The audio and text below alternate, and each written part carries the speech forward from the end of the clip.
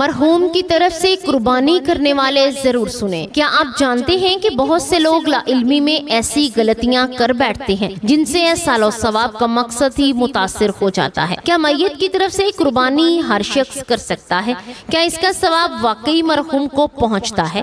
نبی کریم صلی اللہ علیہ وآلہ وسلم کا اس بارے میں کیا فرمان ہے اور وہ کون سا طریقہ ہے جس پر عمل کر کے آپ اپنے مرحوم والدین اور عزیزوں کے لیے بہترین صدقہ جاریہ بنا سکتے ہیں؟ آج کی اس ویڈیو میں ہم قرآن و حدیث کی روشنی میں مرحوم کی طرف سے قربانی کا مکمل مسئلہ تفصیل کے ساتھ بیان کریں گے، لہٰذا ویڈیو آخر تک ضرور دیکھیے گا۔ بسم اللہ الرحمن الرحیم۔ السلام علیکم ورحمۃ اللہ وبرکاتہ۔ قربانی اسلام کا ایک عظیم شعائر ہے۔ یہ صرف جانور ذبح کرنے کا نام نہیں بلکہ اللہ تعالیٰ کے حکم کے سامنے مکمل اطاعت اور بندگی کا اظہار ہے۔ حضرت ابراہیم علیہ السلام اور حضرت اسماعیل علیہ السلام کی عظیم قربانی کی یاد میں ہر سال مسلمان سنت ابراہیمی ادا کرتے ہیں، لیکن ایک اہم مسئلہ جس کے بارے میں بہت زیادہ سوالات کیے جاتے ہیں وہ یہ ہے کہ کیا مرحومین کی طرف سے قربانی کی جا سکتی ہے؟ اگر کی جا سکتی ہے تو اس کا طریقہ کیا ہے؟ کیا اس کا ثواب میت کو پہنچتا ہے؟ کیا نبی کریم صلی اللہ علیہ وآلہ وسلم نے ایسا کیا اور اس معاملے میں کون سی غلطیاں ہیں جن سے بچنا ضروری ہے؟ اسلامی تعلیمات کو دیکھا جائے تو معلوم ہوتا ہے کہ میت کے لیے احسان و ثواب ایک ثابت شدہ حقیقت ہے۔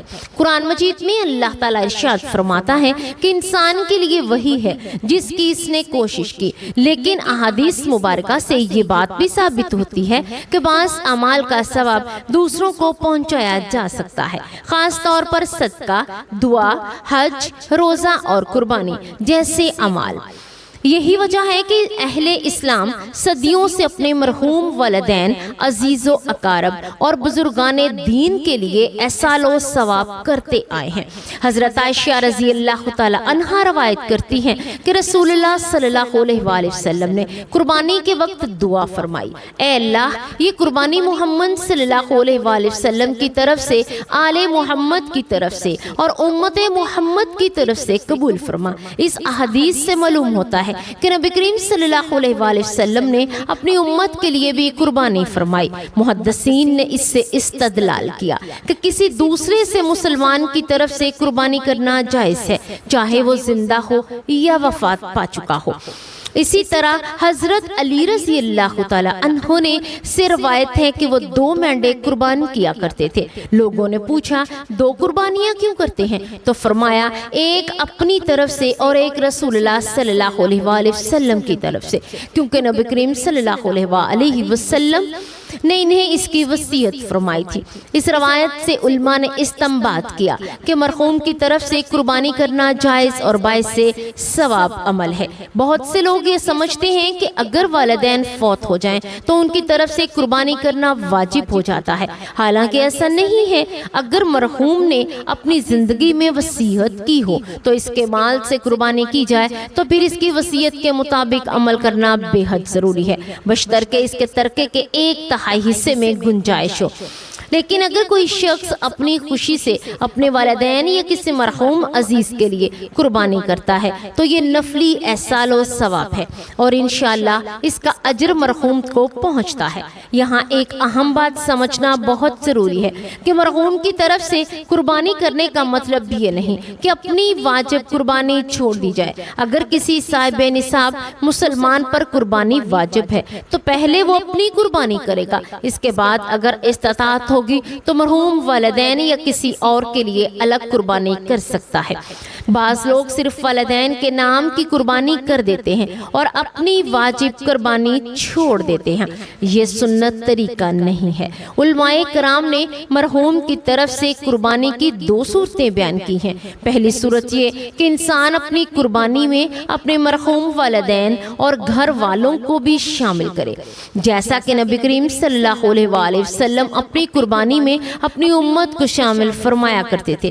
اسی صورت میں ایک قربانی قربانی کا ثواب کئی لوگوں کو پہنچ سکتا ہے۔ دوسری صورت یہ کہ مرحوم کے لیے مستقل الگ جانور قربان کیا جائے۔ دونوں صورتیں جائز ہیں۔ قربانی کا اصل مقصد تقوی اور اخلاص ہے۔ اللہ تعالیٰ قرآن مجید میں فرماتا ہے کہ اللہ تک نہ ان کا گوشت پہنچتا ہے نہ ہی خون، بلکہ تمہارا تقوی پہنچتا ہے۔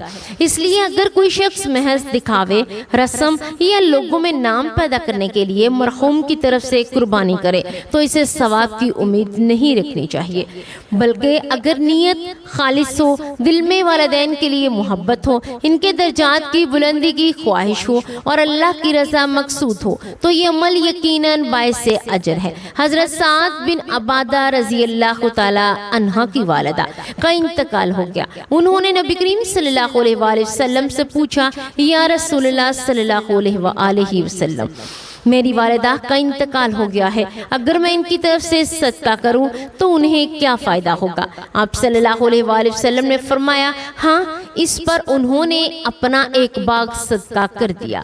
جب صدقے کا ثواب میت کو پہنچ سکتا ہے تو قربانی بھی ایک عظیم صدقہ ہے، اس کا ثواب بھی انشاءاللہ مرحوم کو ضرور پہنچے گا۔ بعض لوگ سوال کرتے ہیں، کیا میت سنتی ہے؟ کیا اسے معلوم ہوتا ہے کہ اس کی طرف سے قربانی کی گئی ہے؟ اس بارے میں علماء فرماتے ہیں کہ اللہ تعالیٰ اپنے بندوں کو بعض اعمال کی خبر پہنچاتا ہے۔ حدیث سے معلوم ہوتا ہے کہ میت کو دعا اور احسان و ثواب سے خوشی ہوتی ہے۔ جب اولاد والدین کے لیے دعا کرتے ہیں تو ان کے درجات بلند کیے جاتے ہیں۔ اسی طرح احسان ثواب کے اعمال بھی ان کے لیے راحت اور خوشی کا سبب بنتے ہیں۔ مرحوم والدین کی طرف سے قربانی کرنا دراصل اولاد کی محبت، وفاداری اور نیکی کی علامت ہے۔ نبی کریم صلی اللہ علیہ وآلہ وسلم نے فرمایا، انسان کے مرنے کے بعد اس کے اعمال منقطع ہو جاتے ہیں سوائے تین چیزوں کے: صدقہ جاریہ، وہ علم جس سے فائدہ اٹھایا جائے، اور نیک اولاد جو اس کے لیے دعا کرے۔ جب اولاد اپنے والدین کے لیے قربانی کرتی ہے، ان کے لیے دعا کرتی ہے، قرآن پاک پڑھ کر احسان و ثواب کرتی ہے تو یہ سب انشاءاللہ والدین کے لیے فائدہ مند ہوتا ہے۔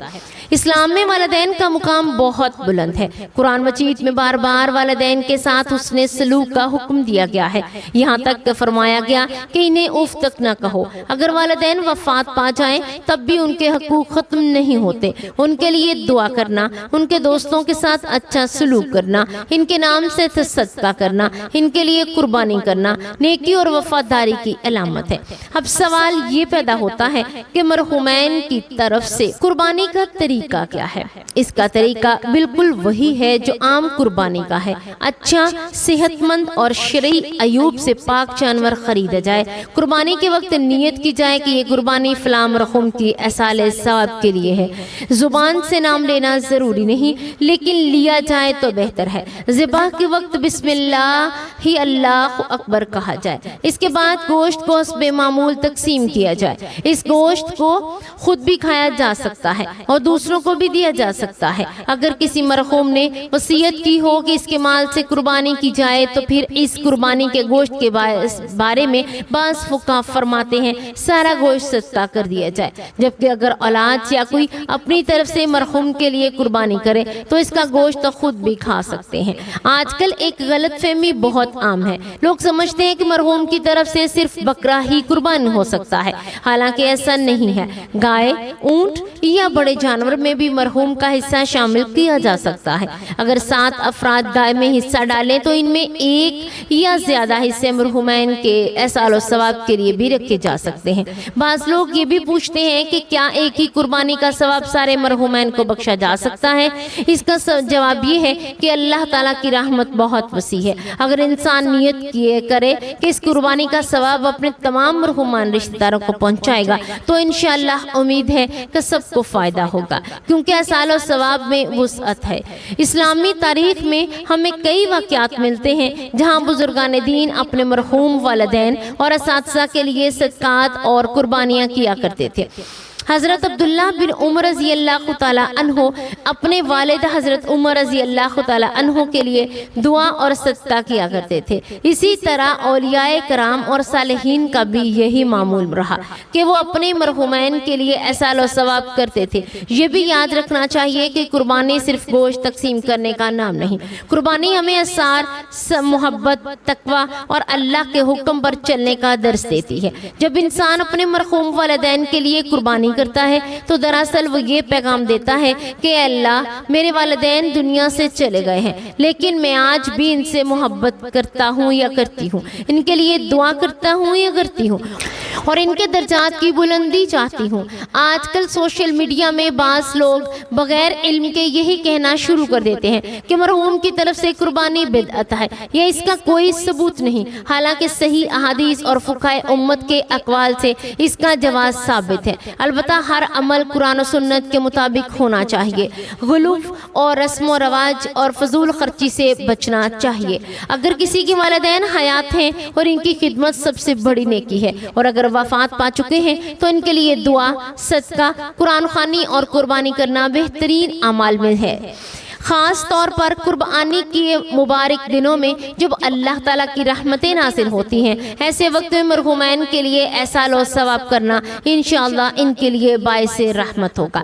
نبی کریم صلی اللہ علیہ وآلہ وسلم نے فرمایا، قربانی کے دن اللہ تعالیٰ کے نزدیک سب سے محبوب عمل خون بہانا ہے، اور قربانی کا جانور قیامت کے دن اپنے سینگوں، بالوں اور کھروں سمیت آئے گا۔ جب قربانی کا اتنا عظیم اجر ہے تو اگر کوئی شخص اس کا ثواب اپنے مرحوم والدین کو پہنچائے تو یہ یقیناً محبت اور نیکی کا اعلیٰ نمونہ ہے۔ بہت سے لوگ اپنے والدین کی وفات کے بعد افسوس کرتے ہیں کہ ہم ان کے لیے کیا کریں۔ یاد رکھیں، والدین اگر دنیا سے چلے جائیں تب بھی ان کے ساتھ نیکی کا دروازہ بند نہیں ہوتا۔ آپ ان کے لیے دعا کریں، صدقہ جاریہ کریں اور کسی غریب کی مدد کریں، قرآن پاک پڑھ کر احسان و ثواب کریں، اور اگر استطاعت ہو تو قربانی کریں۔ انشاءاللہ یہ سب اعمال ان کے لیے نور اور راحت کا سبب بنیں گے۔ قربانی کے موقع پر ایک اور اہم بات یہ ہے کہ غریبوں اور محتاجوں کا خاص خیال رکھنا۔ اگر مرحوم کی طرف سے قربانی کی جا رہی ہے تو اس کا کوئی ایسے لوگوں تک پہنچانا جائے اس کا گوشت کے جو واقعی ضرورت مند ہو۔ اسی طرح مرحوم کے لیے دوہرا اجر و ثواب ہوگا، ایک قربانی کا اور دوسرا محتاجوں کی مدد کا۔ آخر میں یہ بات ذہن میں رکھیں کہ اصل چیز اخلاص ہے۔ اگر انسان دکھاوے سے بچے، سنت کے مطابق عمل کرے اور دل سے اپنے مرحومین کے لیے احسان و ثواب کرے تو اللہ تعالیٰ ضرور قبول فرماتا ہے۔ اللہ تعالیٰ اپنے بندوں کی نیتوں کو جانتا ہے اور وہ اپنے فضل سے بہت ہی زیادہ عطا فرمانے والا ہے۔ اللہ تعالیٰ ہمیں صحیح عقیدہ، صحیح عمل اور اخلاص نصیب فرمائے۔ اللہ پاک ہماری قربانیوں کو قبول فرمائے، ہمارے مرحوم والدین، عزیز و اقارب اور تمام مسلمانوں کی مغفرت فرمائے۔ اے اللہ، جن لوگوں کے والدین دنیا سے جا چکے ہیں ان کی قبروں کو جنت کے باغوں میں سے ایک باغ بنا دے، ان کی لغزشوں کو معاف فرما دے، ان کے درجات بلند فرما اور ہمیں بھی اپنے والدین کا فرما بردار بنا دے، نیک اولاد بننے کی توفیق عطا فرما دے۔ یا اللہ، جو لوگ اپنے مرحومین کے لیے قربانی اور احسان و ثواب کرتے ہیں ان کی نیتوں کو قبول فرما، ان کے رزق میں برکت عطا فرما، ان کی پریشانی کو دور فرما اور قیامت کے دن ہمیں اپنے محبوب صلی اللہ علیہ وسلم کی شفاعت نصیب فرما۔ آمین یا رب العالمین۔